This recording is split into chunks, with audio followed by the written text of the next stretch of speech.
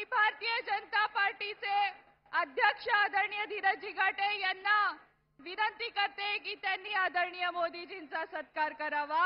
त्याचसोबत आदरणीय भीमालेजी, राजेशजी पांडे, विकसित भारताचे प्रतीक व मंगलमय भारताची भारत मातेची अशी मूर्ती प्रदान करण्यात येत आहे।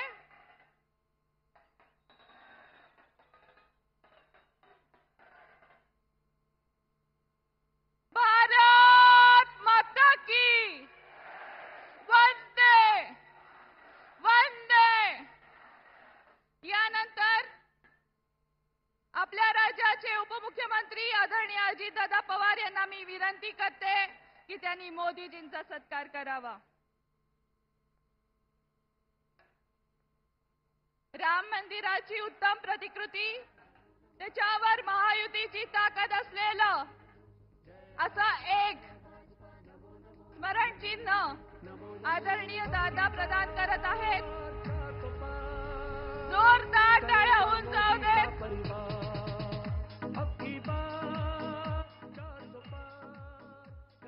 यानंतर पुण्याचे लाडके उमेदवार आदरणीय मुरलीअण्णा मोहोळ यांना मी विनंती करते की त्यांनी मोदींचा सत्कार करावा।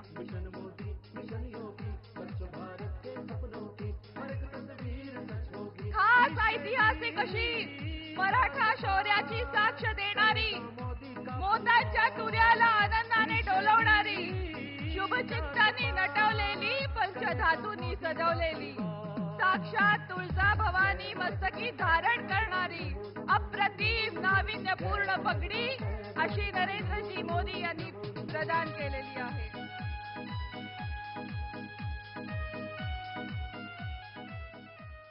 यानंतर महाराष्ट्र राज्याचे लोकप्रिय मुख्यमंत्री आदरणीय एकनाथजी शिंदे यांना मी विनंती करते की त्यांनी मोदीजींचा सत्कार करावा।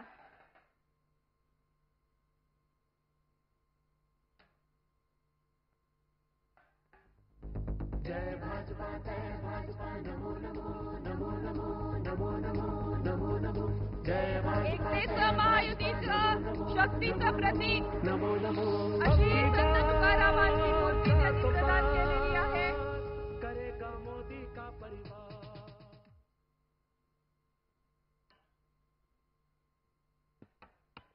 छत्रपती शिवाजी महाराज की जय भवानी।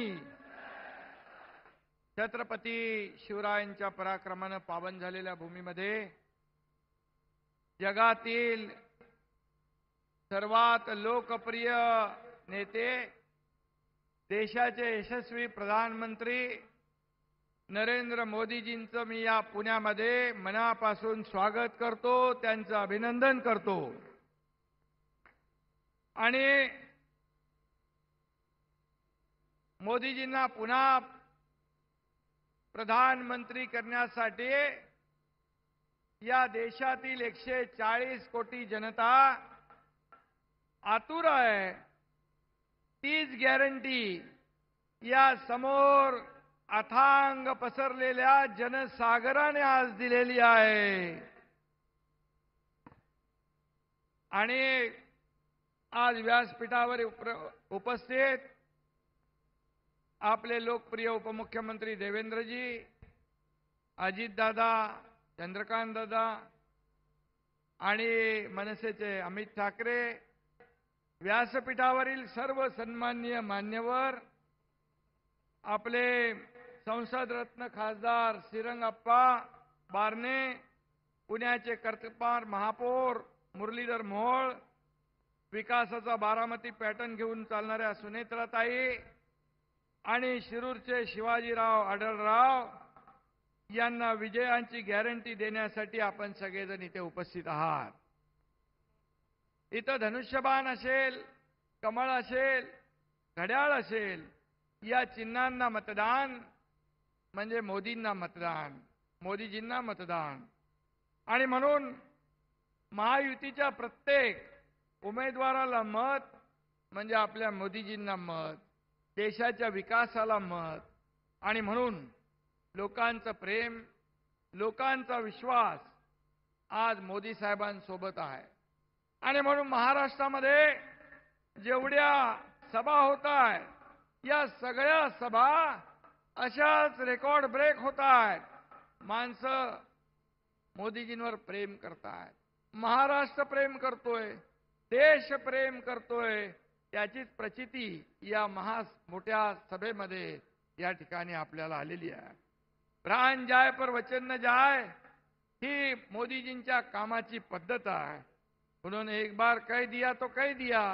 त्यांनी म्हटलं 370 कलम हटवणार, त्यांनी 370 कलम हटवून दाखवलं.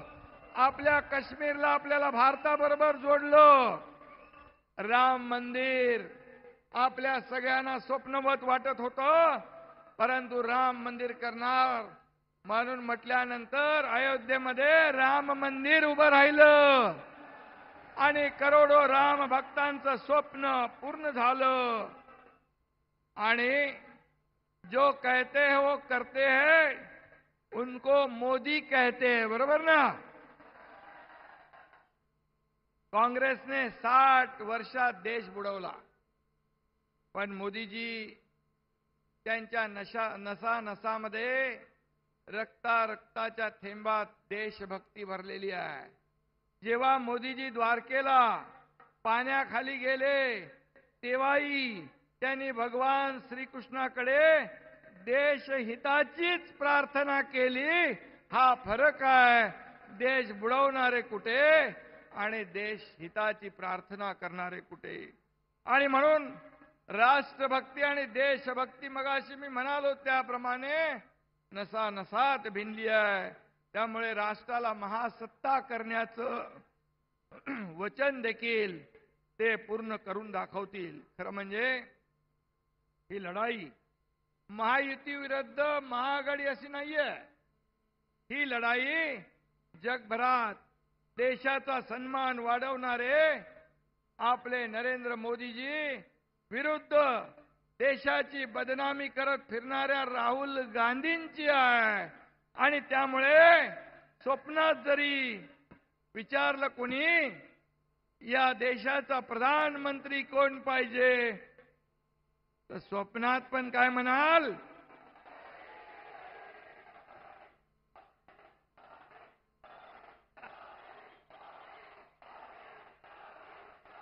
हा विश्वास आहे.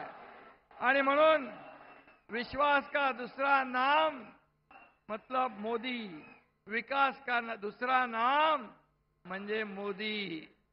आणि मोदी आहे तो सब मुमकिन है. विश्वभरामध्ये मोदीजीने देशाचा गौरव वाढवला.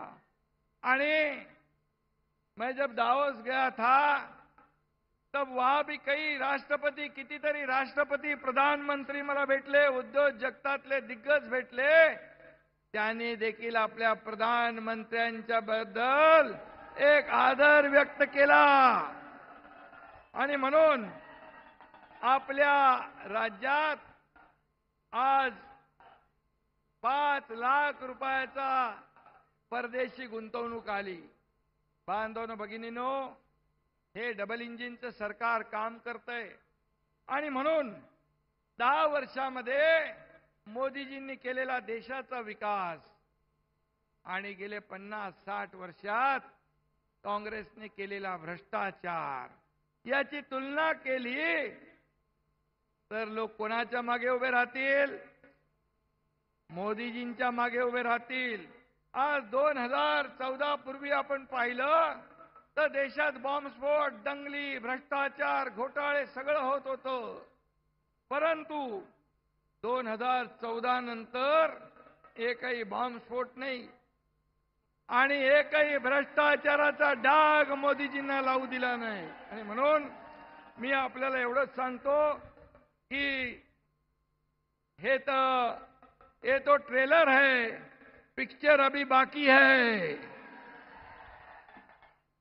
आणि म्हणून ये चुनाव राष्ट्र की अस्मिता है, देश के विकास का चुनाव है, देश के प्रगति का चुनाव है. आणि गॅरंटी या देशात फक्त मोदीजींची चालते, बाकी सगळ्यांच्या गॅरंटी फेल झालेल्या आहे. आणि म्हणून मी आपल्याला एवढंच सांगेन की मोदीजींजवळ विकास आहे, विजन आहे. विपक्षाकडे काय फक्त भ्रष्टाचार है. मोदी जी के पास राष्ट्र नीति है, विपक्ष के पास भ्रष्टाचार की नीति है.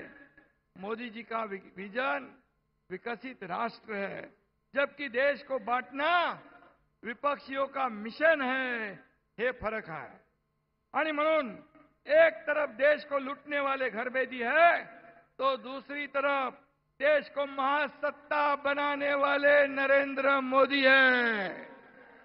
आणि म्हणून मोदी जी कहते सबका साथ सबका विश्वास. आणि म्हणून मी एकच सांगतो, मी जास्त वेळ घेणार नाही, मोदीजींना आपल्याला ऐकायचं आहे.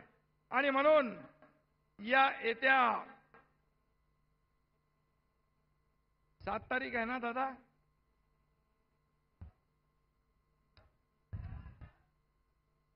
7 आणि 13, येत्या 7 आणि 13 तारखेला ज्या मोदीजींनी या देशातल्या 80 कोटी जनतेला मोफत राशन देण्याचा निर्णय घेतला, 25 कोटी जनतेला दारिद्र्य रेषेच्या वर काढलं, 10 कोटी जनतेला घर देण्याचं काम या ठिकाणी केलं. त्या रोटी कपडा मकान देणाऱ्या आपल्या प्रधानमंत्रीजींना पुन्हा प्रधानमंत्री बनवायचं आहे. फिर एक बार, अब की बार. आणि म्हणून येत्या 7 तारखेला आणि 13 तारखेला आपल्याला धनुष्यबाण आहे, कमळ आहे आणि घड्याळ आहे. या निशाणीचं बटन दाबायचं आहे. घड्याळाला मत दिलं म्हणजे ते पण मोदीजींना मिळणार आहे, धनुष्याला मत दिलं तेही मोदीजींना मिळणार आहे, आणि कमळाला मत म्हणजे मोदीजींना मत. आणि म्हणून ही लढाई जगभरामध्ये देशाचा सन्मान वाढवणारी आहे.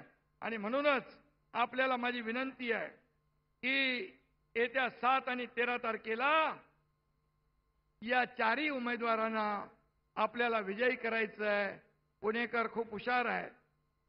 एखाद्याच्या घरासमोरची गाडी काढायची असेल त्याची हवा काढतात, एखाद्याचे उमेदवार निवडायचा असेल, पराभूत करायचा असेल तर त्याची हवा काढतात.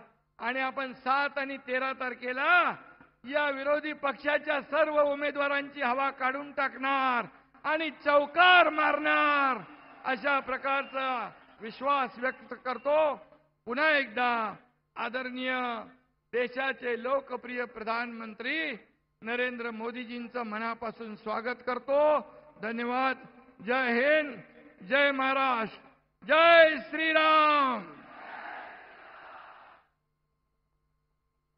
बोलो भारत माता की. वंदे वंदे. यानंतर जगातले सर्वात मोठे राजनेते, भारताला विश्वगुरु करण्यासाठी ज्यांनी आपलं सर्वस्व अर्पण केलंय, असे विकसित भारताचे, नवभारताचे युगपुरुष आदरणीय नरेंद्रजी मोदी यांना मी आमंत्रित करते.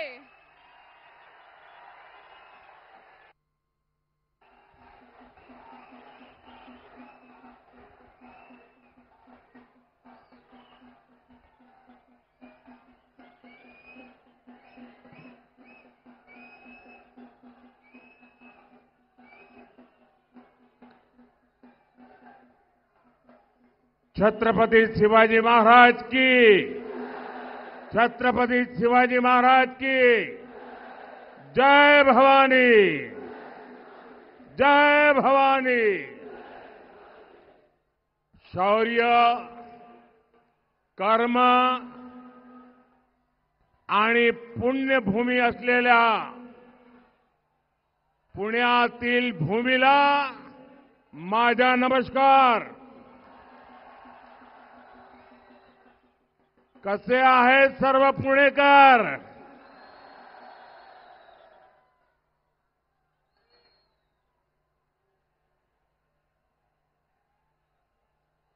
मैं देख रहा हूं जैसा केसरिया सागर लहरा रहा है।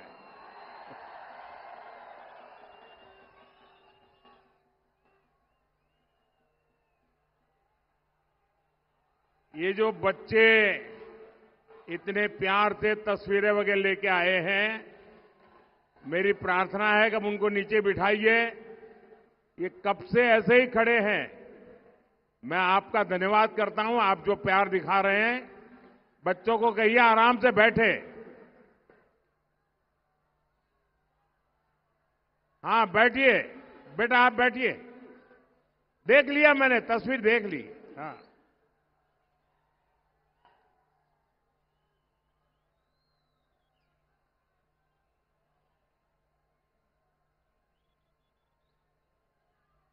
साथियों, इस धरती ने महात्मा फुले, सावित्रीबाई फुले जैसे अनेक संत समाज सुधारक देश को दिए हैं। और आज ये धरती दुनिया को शानदार इनोवेटर्स दे रही है, टेक एंटरप्रेन्योर्स दे रही है। पुणे जितना प्राचीन है उतना ही फ्यूचरिस्टिक है। ये जरा माइक की व्यवस्था देखने वाले, मुझे लगता है आपका इकोसिस्टम चल रहा है, क्योंकि मैं जब शुरू में सुन रहा था तो इको नहीं था। कहीं आपने इको चालू कर दिया है क्या?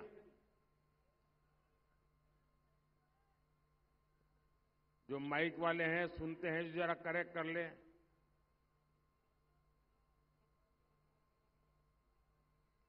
मुझे इको की जरूरत नहीं है, 140 करोड़ लोगों का इको बड़ा जबरदस्त है।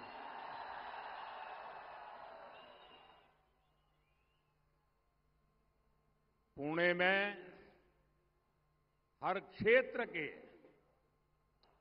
बेस्ट माइंड्स उपलब्ध है, और तभी तो कहते हैं पुणे ये थे काय उणे। साथियों, कांग्रेस ने देश में 60 साल तक राज किया, लेकिन कांग्रेस राज की सच्चाई ये थी कि देश की आधी आबादी के पास बेसिक सुविधाएं नहीं थी। और अभी तो हमें सिर्फ 10 साल आपकी सेवा करने का अवसर मिला है, सिर्फ 10 साल। लेकिन इन 10 वर्षों में हमने मूलभूत आवश्यकताओं को पूरा तो किया ही, और साथ ही हर वर्ग की आकांक्षाओं को पूरा करने में जी जान से जुटे रहे। आवश्यकता और आकांक्षा दोनों की पूर्ति के लिए एक विजन लेकर जीवन खपा रहे हैं। आप भी जानते हैं, कोई शहर में रहे या गांव में, अच्छी सड़कों को देखकर, आधुनिक इंफ्रास्ट्रक्चर को देखकर उसका मन प्रसन्न हो जाता है कि नहीं हो जाता है? होता है कि नहीं होता है?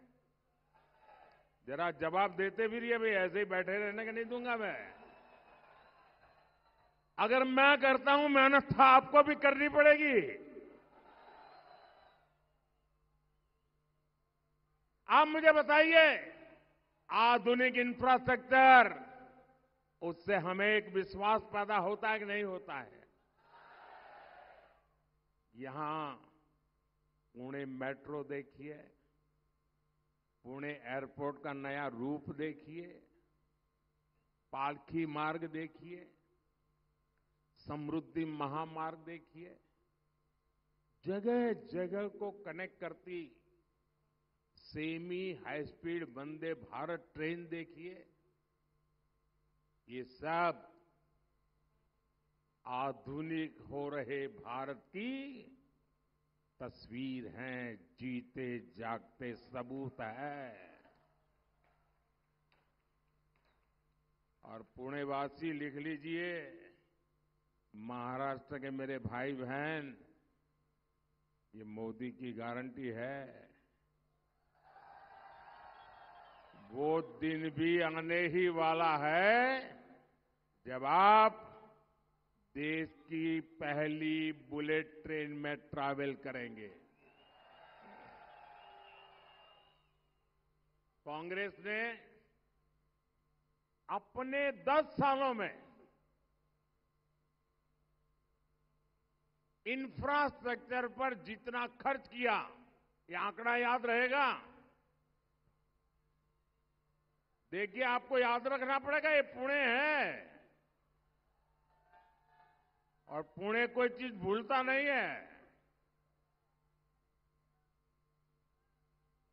आंकड़ा याद रखेंगे आप। डॉक्टर मनमोहन सिंह जी की जो रिमोट वाली सरकार थी, उसने 10 साल में इंफ्रास्ट्रक्चर पर जितना खर्चा किया, हम 1 साल में उतना खर्चा करते हैं। ये आंकड़ा याद रहेगा, बड़ी आसानी से आप बता सकते हैं लोगों को। और कल अखबारों में सब नहीं छपेगा, मैं आपको बता के रखता हूं। वो तो कहीं फोन करके पूछेंगे छापे कि न छापे। यही है ना हाल यहां। भाई और बहनों, आज का भारत अपने युवाओं के इनोवेशन, युवा टैलेंट और टेक्नोलॉजी पर भरोसा करते हुए आगे बढ़ रहा है। स्टार्टअप इंडिया का कमाल देखिए, सिर्फ 10 साल में ही भारत के युवाओं ने 1.25 लाख से ज्यादा स्टार्टअप बना दिए हैं। ये आंकड़ा याद रहेगा। कितने कितने और गर्व की बात है कि इसमें से अनेक ये हमारे पुणे में है।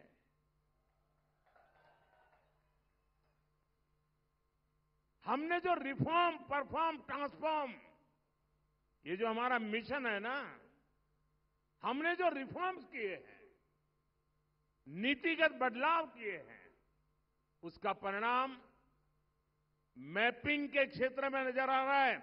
अंग्रेजों के जमाने में कानून बने पड़े थे, मैपिंग नहीं कर सकते, हमने सब उखाड़ के फेंक दिया। और आज मेरे देश के नौजवान उसमें आगे बढ़ रहे हैं। स्पेस हो, उसको हमने ओपन कर दिया। डिफेंस हो, ऐसे हर सेक्टर को युवा इनोवेशन, एंटरप्रेन्योरशिप के लिए आज हिंदुस्तान ने खोल दिया है। देश में पहली बार ऐसी नेशनल एजुकेशन पॉलिसी लागू हुई है जो इनोवेशन को बढ़ावा देती है। और पुणे में तो बुद्धिमान नौजवान है। आपके लिए मैं खुशखबरी देता हूं, हमने इस बार बजट में जो इंटरिम बजट था 1,00,000 करोड़ रुपया जो लोग इनोवेशन करना चाहते हैं उनको आंख बंद करके देने का हमने निर्णय किया है।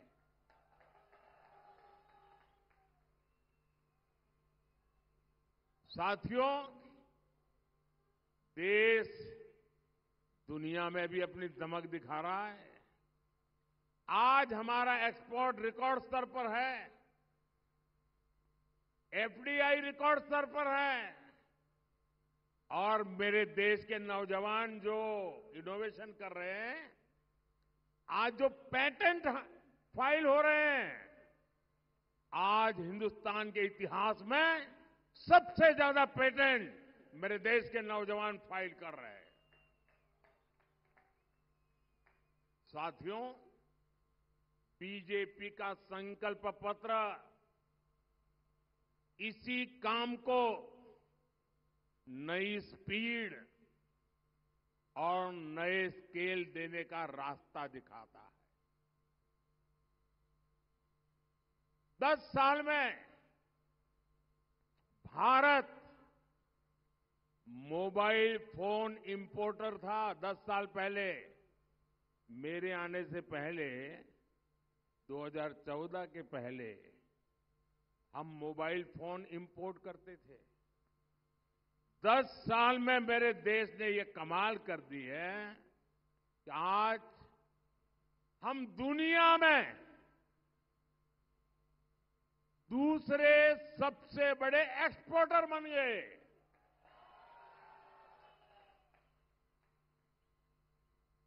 और पुणे वालों, आपके लिए और एक खबरी।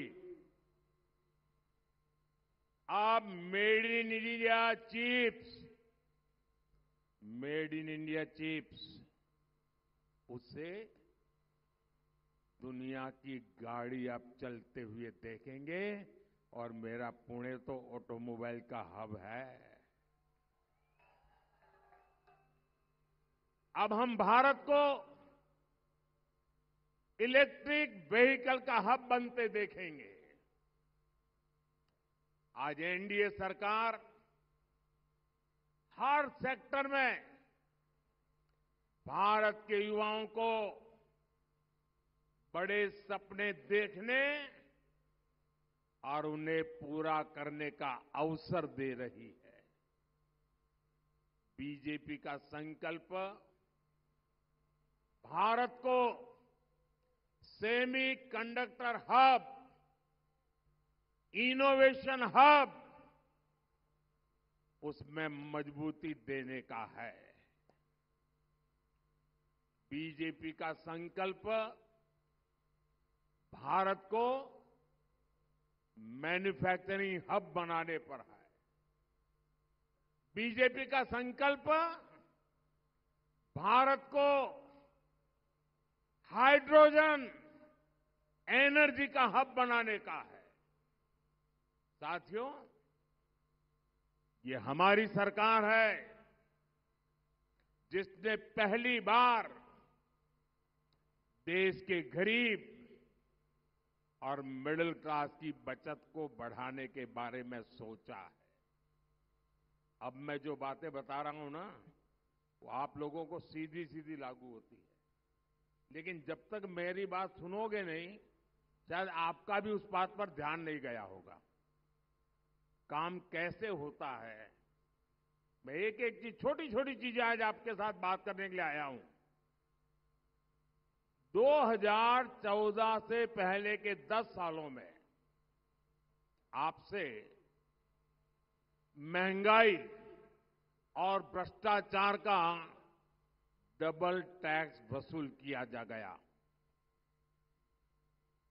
2014 में सरकार बनाने के बाद हमने महंगाई पर भी नियंत्रण लगाया और भ्रष्टाचार पर भी कार्रवाई की।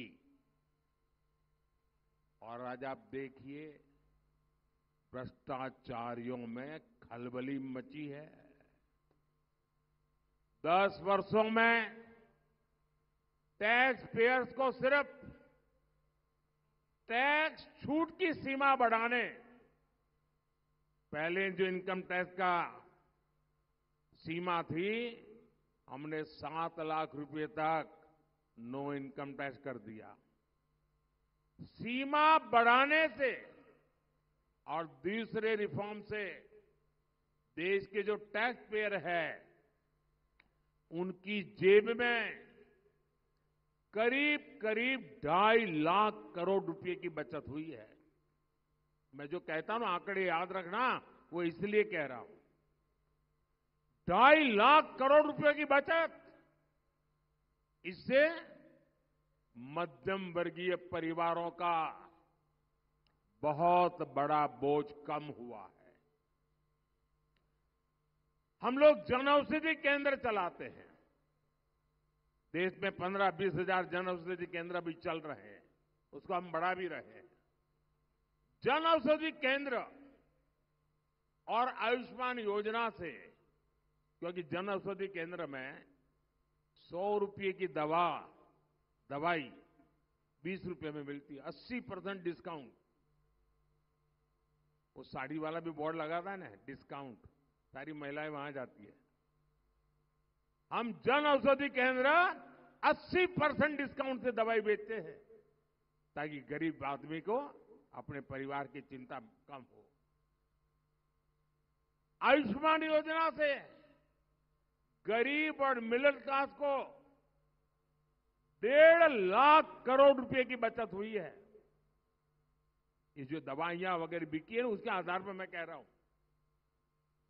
बीमारी में ये योजनाएं आप जैसे मेरे सभी परिवारजनों का बहुत बड़ा सहारा बनी है। और अब तो मोदी ने एक बड़ी गारंटी दी आपको, और वो तो आप सबके काम आने वाली है। हर परिवार में आज 70 साल की ज्यादा उम्र के दादा दादी, पिता माता, नाना नानी, चाचा, कोई न कोई होता है। और 70 साल के बाद कुछ न कुछ बीमारी तो आ ही जाती है। हर एक को तो मोदी जैसा नसीब नहीं होता है।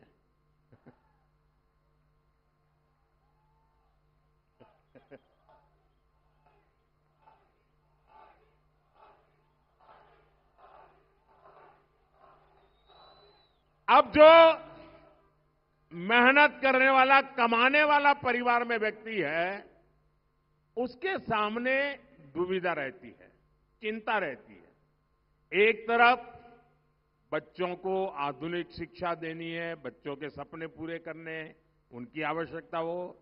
दूसरी तरफ परिवार में बुजुर्ग माता पिता हैं, दादा दादी है, चाचा चाची हैं, उनको खाने पीने का प्रॉब्लम नहीं है, लेकिन दवाई, बीमारी, ये हर मेहनत करने वाले परिवार के लिए चिंता का विषय होता है।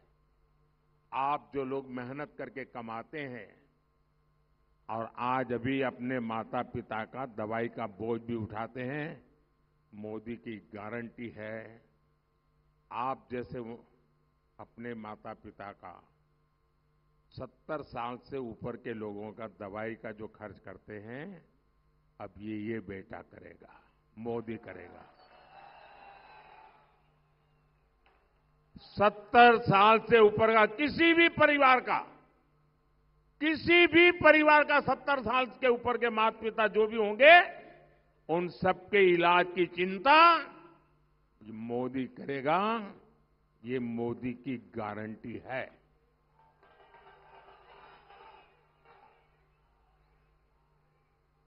साथियों, सस्ते डेटा से भी आज मोबाइल फोन के बिना जिंदगी असंभव हो गई है।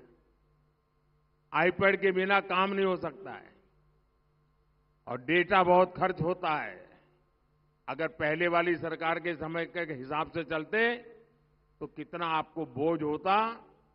सस्ते डेटा से भी, और खास करके मेरे नौजवानों को, गरीब और मिडिल क्लास परिवारों की हर महीने हजारों रुपयों की बचत हो रही है। इसी के बलबूते आज मेरे देश का युवा डेटा गवर्नेंस में, डेटा माइनिंग में, आर्टिफिशियल इंटेलिजेंस में नए नए कीर्तिमान गढ़ रहा है। मिडिल क्लास से सपनों का घर हर परिवार की इच्छा होती है। मध्यम वर्ग के परिवार की इच्छा होती है कि भाई अपना खुद का घर होना चाहिए।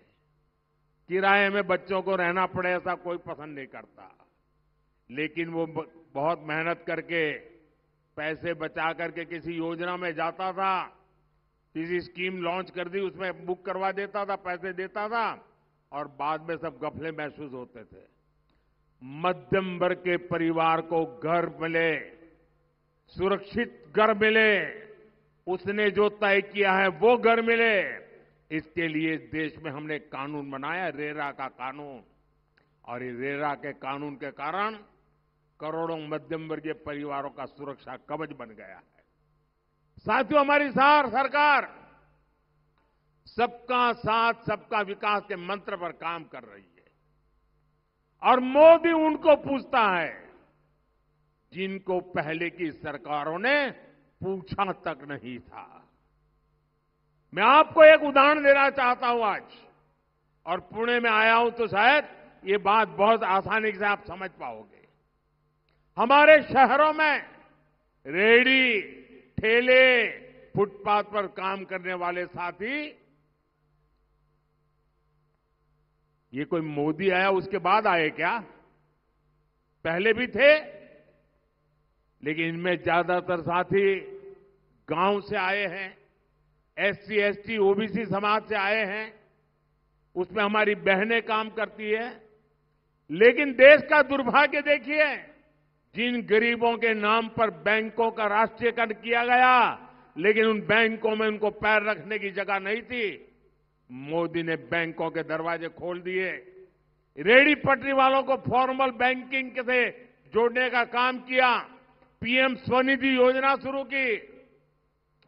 पुणे सहित देश भर में करीब 70 लाख ऐसे साथियों को 10,000 करोड़ रुपए से अधिक बिना गारंटी लोन मिल चुका है। और ध्यान दीजिए, ये बिना गारंटी लोन दिया गया है, और जिनकी गारंटी कोई नहीं लेता, उन रेहड़ी पटरी वाले भाई बहनों की गारंटी मोदी लेता है। और ये सिर्फ वन टाइम लोन नहीं है, इससे ग्रोथ की उनके एस्पिरेशन जगी है। एक लोन चुकाते हैं तो फिर 2 गुना नया लोन मिलता है और वो अपने छोटे बिजनेस को और बड़ा बनाते हैं। ये एस्पिरेशन का ग्रोथ, ये सही मॉडल है विकास का, और यही बीजेपी का विकास का मॉडल है। साथियों, महाराष्ट्र ने लंबे समय तक राजनीतिक अस्थिरता का दौर देखा है, और आज मुझे कुछ कहने से पहले, और मैं जो बोलूंगा कोई अपने व्यक्तिगत सर पे न ले टोपी, लेकिन हमारे यहां कहते हैं कि कुछ भटकती आत्माएं होती है,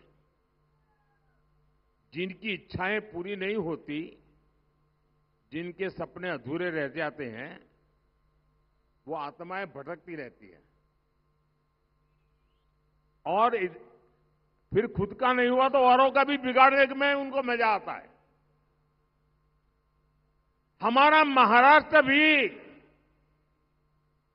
ऐसी भटकती आत्माओं का शिकार हो चुका है।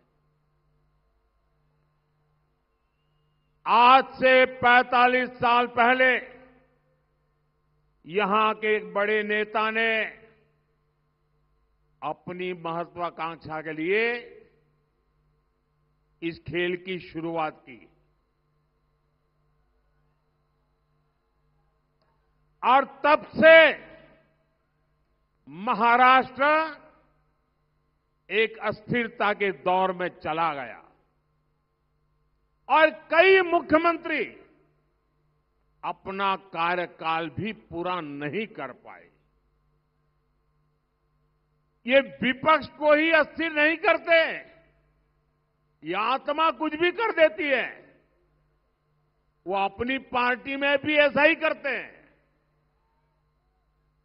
और ये आत्मा ऐसा करती है, परिवार में भी कर देती है। 1995 में जब बीजेपी शिवसेना की सरकार आई तो भी ये आत्मा उस सरकार को अस्थिर करने के काम में लग गई और 19 में तो उन्होंने जनादेश को ही इतना बड़ा अपमान किया, वो महाराष्ट्र की जनता भली भांति जानती है। और आज सिर्फ महाराष्ट्र को अस्थिर करना ही आत्मा को संतोष नहीं होता है, देश में अस्थिरता पैदा करने का खेल चल रहा है। आज भारत को ऐसी भटकती आत्माओं से बचा करके देश में एक स्थिर, मजबूत सरकार की तरफ आगे बढ़ना बहुत जरूरी है दोस्तों। और मैं तो चाहूंगा महाराष्ट्र में जो ये महायुति है हमारी, वो मजबूती के साथ ऐसे आगे बढ़े कि पिछले 25-30 साल की जो कमियां रही हैं, वो सारी कमियां पूर्ण करके विकसित भारत के सपने को ड्राइविंग इंजन देने का काम करे शिंदे जी, देवेंद्र जी और अजीत जी के नेतृत्व में।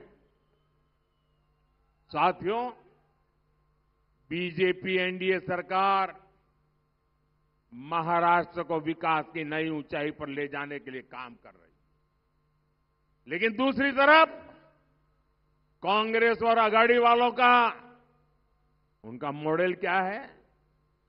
कांग्रेस के शाहजादे को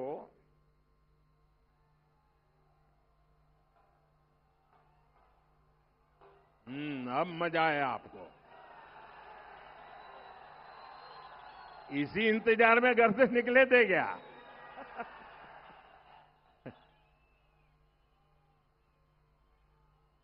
कि कांग्रेस के शहजादे को पूछो कि गरीबी से कैसे हटती है, तो वो कहते हैं खटाखट खटाखट।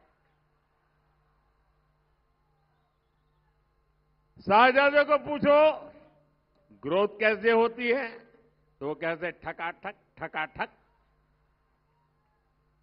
शहजादे को पूछो कि विकसित भारत बनाने का कोई प्लान है, तो वो कहते हैं टकाटक टकाटक। साथियों, दुनिया आज कह रही है कि इंडस्ट्री 4.0 को भारत लीड करेगा,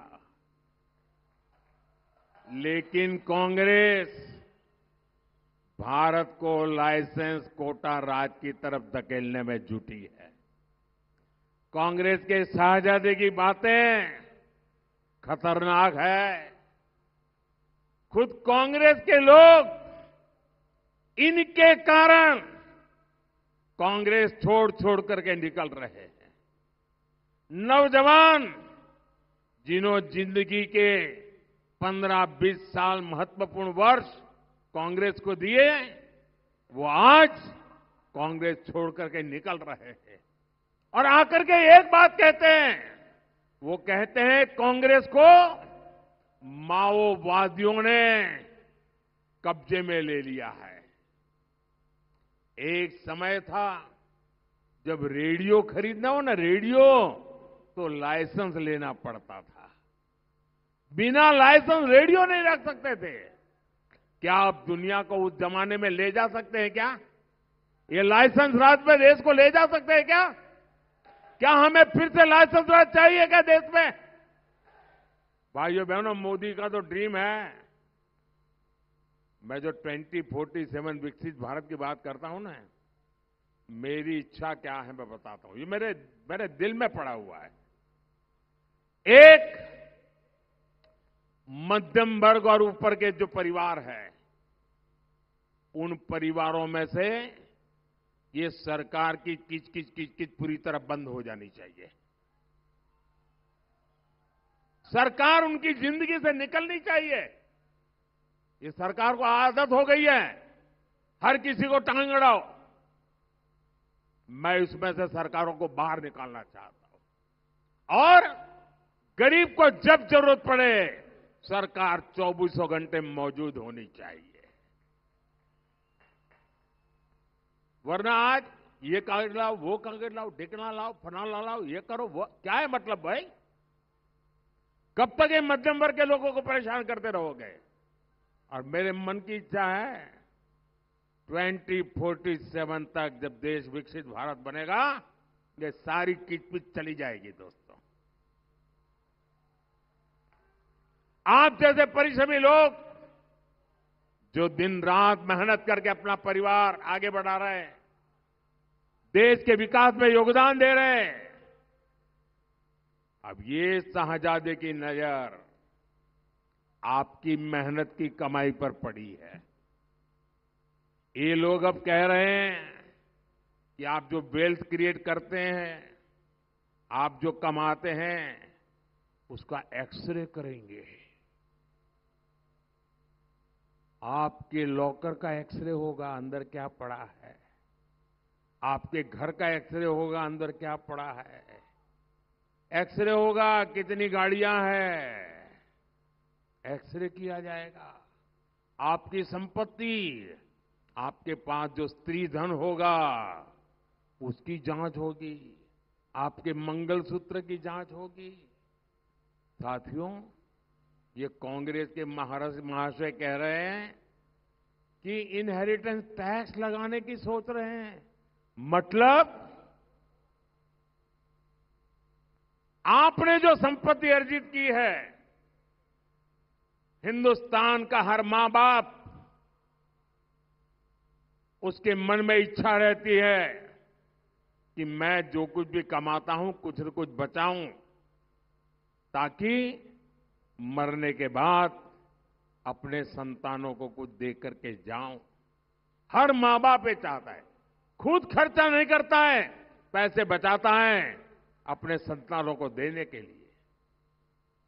अब आप नहीं दे पाएंगे। आपके पास अगर 2 घर है तो ये घर ये कब्जा कर लेंगे, 2 गाड़ी है तो 1 गाड़ी कब्जा कर लेंगे, खेत 10 एकड़ का है तो 5 एकड़ गया, और आधे से अधिक 55% टैक्स लगा करके वो लूटने की बात कर रहे हैं जी। यानी जीते जी तो लूटते हैं, मरने के बाद भी लूटने के खेल खेल रहे हैं। यानी आप कुछ तय नहीं करेंगे, सब कुछ कांग्रेस तय करेगी। क्या 140 करोड़ का देश ऐसे चल सकता है क्या? क्या ऐसी चीजें हमें मंजूर है क्या? हम ऐसी चीजों को चलने देंगे क्या? ऐसे माओवादी प्लान सुनकर कौन यहां इन्वेस्ट करेगा? कौन स्टार्टअप को लगाने की हिम्मत करेगा? साथियों, मोदी आज जो कुछ भी है, बाबा साहब आंबेडकर ने जो संविधान बनाया ना, उसके कारण एक गरीब का बेटा आज प्रधानमंत्री बन पाया है। और कांग्रेस ने हमेशा बाबा साहब का अपमान किया।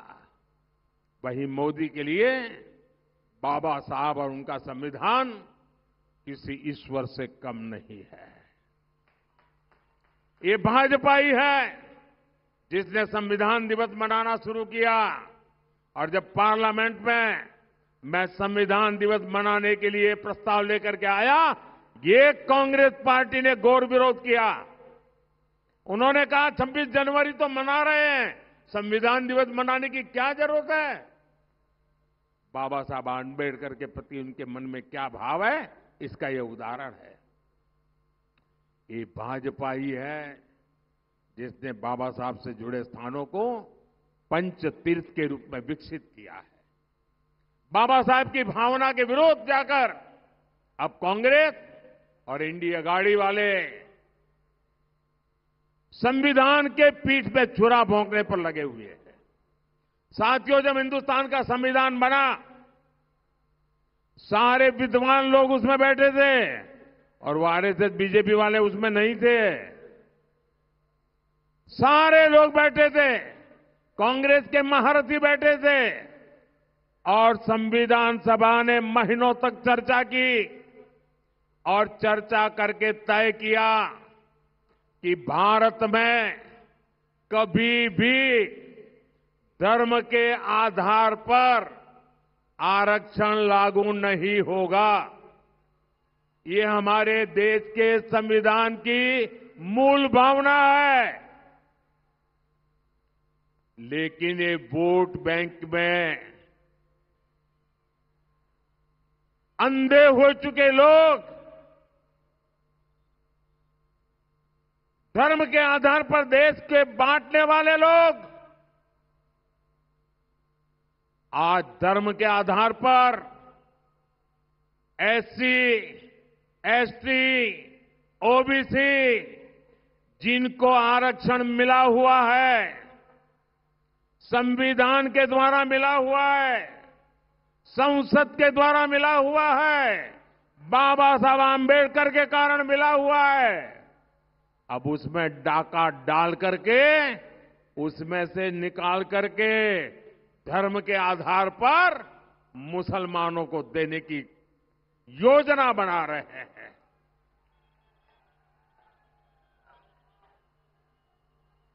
क्या इस देश का कोई दलित आरक्षण के हक को छोड़ करके मुसलमानों को दे सकता है क्या? इस देश का कोई भी आदिवासी आरक्षण के हक को छोड़ करके मुसलमान को दे सकता है क्या? इस देश का कोई भी ओबीसी आरक्षण का हक छोड़ करके मुसलमान को दे सकता है क्या? और उन्होंने कर्नाटका का एक मॉडल डेवलप किया है। ये कर्नाटका मॉडल क्या है? सुप्रीम कोर्ट ने उनको मना कर दिया कि धर्म के आधार पर नहीं कर सकते हो। कांग्रेस को लताड़ा सुप्रीम कोर्ट ने, उसके अब नई चालाकी की। उन्होंने कर्नाटका में क्या किया, रातों रात सभी मुसलमानों को एक फतवा निकालकर ओबीसी बना दिया। सबको ओबीसी बना दिया, सर्कुलर निकाल दिया, थप्पा मार दिया। और जैसे ही वो रातों रात ओबीसी बने, सुबह ओबीसी के पास जो 27% आरक्षण था उस पर डाका डाल करके आधे से ज्यादा माल वो उठा गए। ओबीसी वाले सारे लटकते रह गए। मुझे बताइए भाइयों, क्या इस देश में चलेगा क्या ऐसा?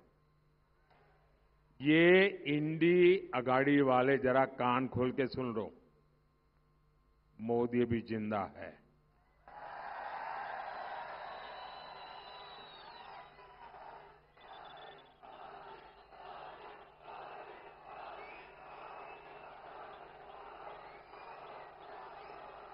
ये कान खोल करके सुन लो साहजादे, ये जब तक मोदी जिंदा है धर्म के आधार पर आरक्षण नहीं होने देगा।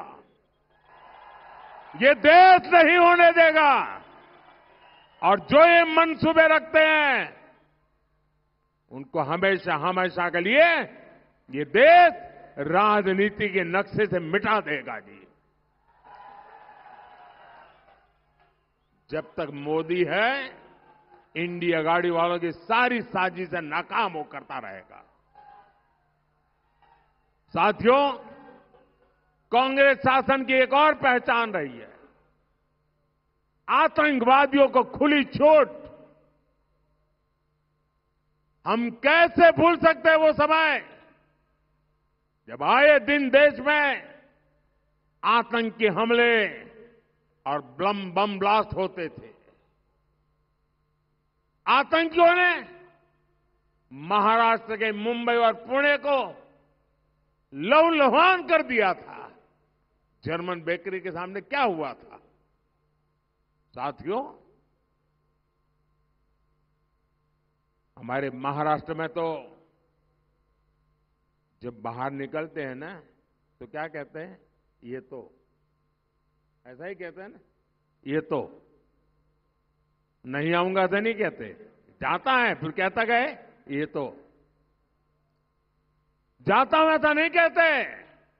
लेकिन कांग्रेस इंडिया गाड़ी के राज में क्या गारंटी है कि ये तो कहने के बाद गया हुआ बेटा घर जिंदा लौट के आएगा, कोई गारंटी नहीं दोस्तों।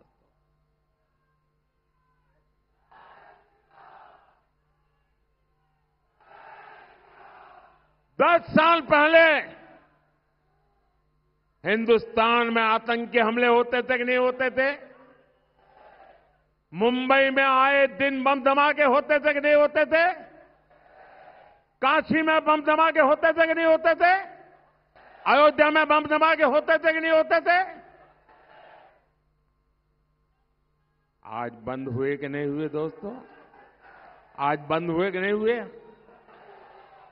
जो यहां पड़ोस में से ये धमाके फमाके करने की आदत हो गई थी ना, और जो आतंकवादी भेजते थे उनको आज आटे के लाले पड़ रहे जी।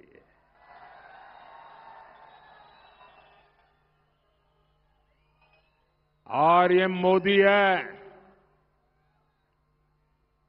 घर में घुस करके मारेगा।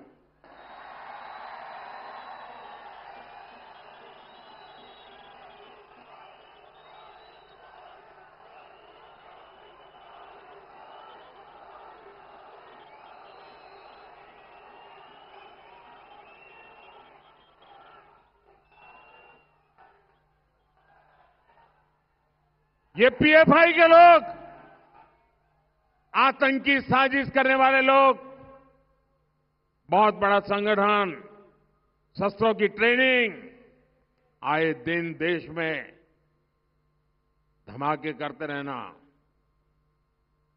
उस पीएफआई पर हमने प्रतिबंध लगा दिया। उनके बड़े बड़े 30 स्मारक जेलों में सड़ रहे हैं। और ये कांग्रेस वाले चुनाव वोट के लिए उनका सहयोग लेने केरल पहुंच गई जी। क्या ऐसे लोग आपको सुरक्षा दे सकते हैं क्या? ऐसे लोग आपका भला कर सकते हैं क्या? कांग्रेस और एनडीए गाड़ी के ये तुष्टीकरण के कारण आतंकवाद से देश में हाहाकार मचने लगा, तो कांग्रेस ने एक और गहरी साजिश रची थी। पुणे की ये धरती इसकी साक्षी है। कांग्रेस ने सारा दोष निर्दोष हिंदुओं पर मरने के लिए भगवा आतंकवाद की थ्योरी गढ़ दी थी। इन लोगों ने निर्दोष हिंदुओं को जेल में डालकर प्रताड़ित किया था। कांग्रेस ने तो 26/11 मुंबई हमले का लांछन भी पवित्र भगवा पर लगाने की तैयारी कर रखी। कांग्रेस वाले तो भगवा को आतंकी कहने वाली किताबें तक छाप करके बैठे थे। ये वो लोग हैं, जब आतंकवादी यासीन पटकाल पकड़ा जाता है तो उसके पक्ष में बयानबाजी करते हैं। ये वो लोग हैं जो आतंकी याकूब मेमन को फांसी रुकवाने के लिए आधी रात को न्यायालय तक खुलवा देते हैं। साथियों, ये समय भारत का है। वो वक्त चला गया, सदियों पुराने सपने पूरा करने का सामर्थ्य हम रखते हैं दोस्तों। 500 साल पुराना सपना,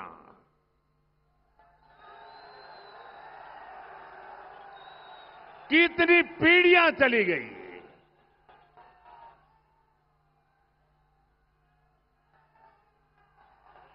लाखों लोग शहीद हुए प्रभु राम का मंदिर बनाने के लिए।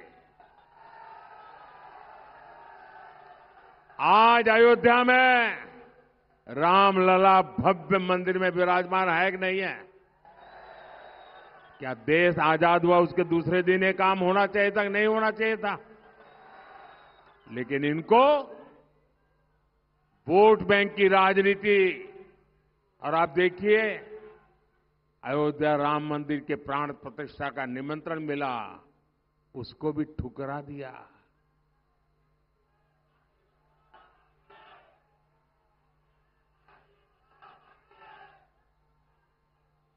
साथियों, इस देश में ये जितनी बातों को लेकर के कांग्रेस ने देश को गुमराह किया इतने सालों तक, अब देश सपने भी लेकर के चलता है, संकल्प लेकर के भी चलता है। और साथियों, मैं आपको विश्वास दिलाता हूं, आपके सपने ये मोदी का संकल्प है।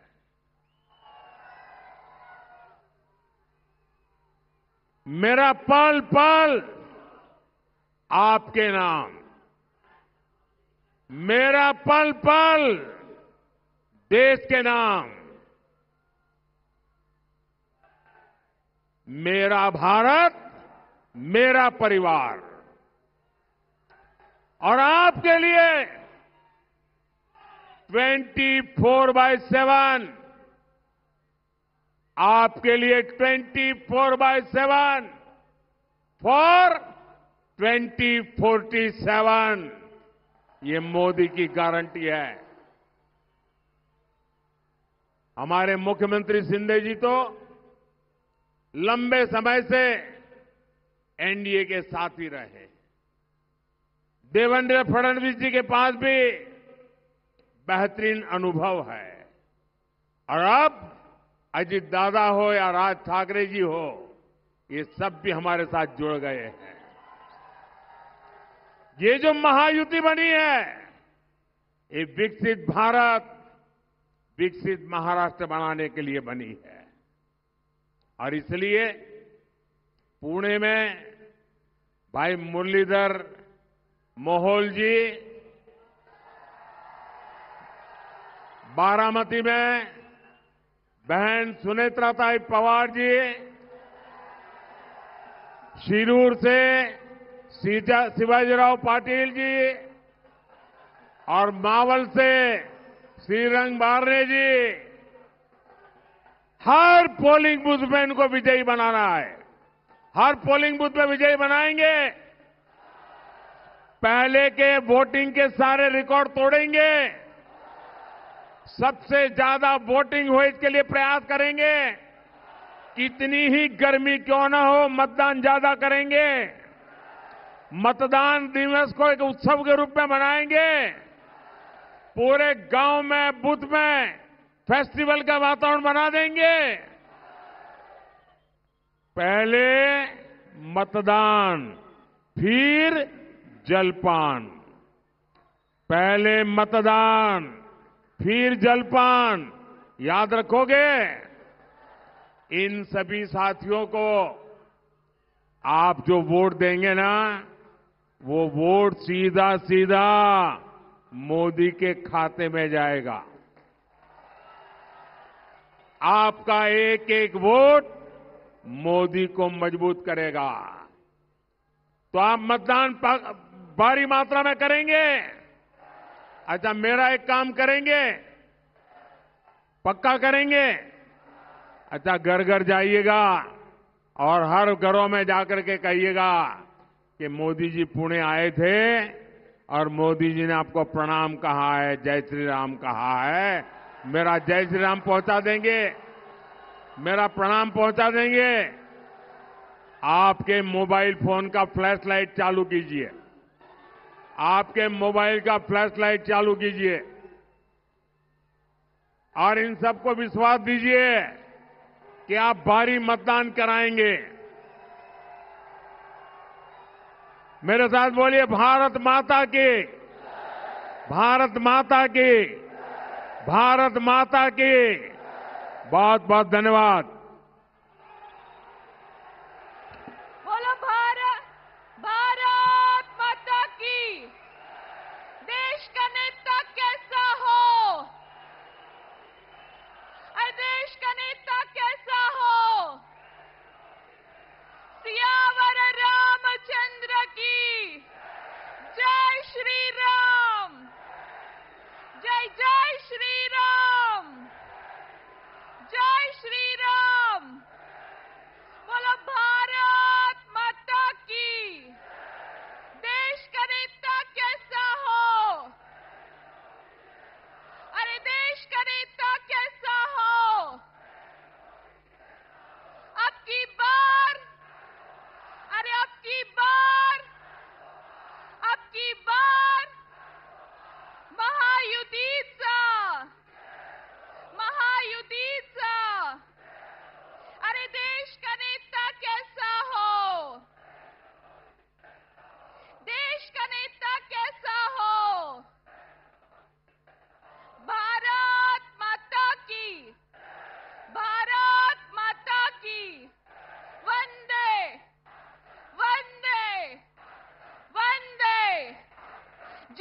श्री राम।